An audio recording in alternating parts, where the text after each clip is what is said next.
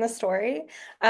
We met actually our like first day of divinity school. We were in a class together, intro to ministry studies at Harvard Divinity School.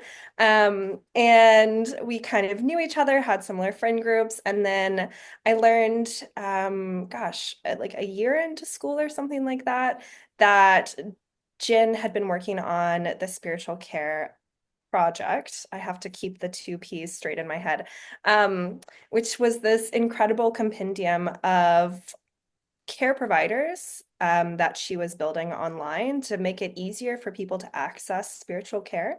Um, because, we come at this from a variety of, directions, but there are just a lot of people who don't feel like they have a faith community, but might want some kind of care that is a little bit bigger, maybe a little bit more nebulous than just mental health. Mm, And we're really seeing that problem in our own lives and in the people that we were around, even at divinity school, where you'd think you'd have the most access to care. But this is just such a changing landscape.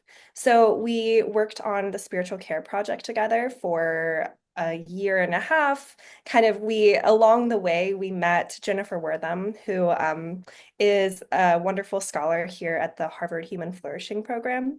And she was also really interested in this question, but more from the side of the care providers mm, and how these care providers so chaplains specifically, who are really important parts of the care team, but often aren't as resourced as other members of the health care system, how we could kind of bridge that gap.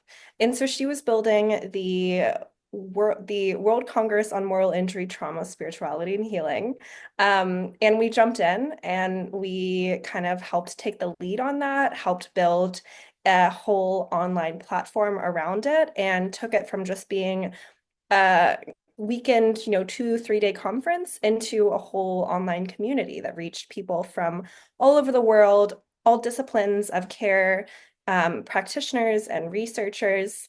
And we're really just driven by this idea that there is an interest, there's a need, and there's research too that's happening. So, how can we translate research to the people who need it? How can we make it accessible? Because oftentimes it's behind paywalls.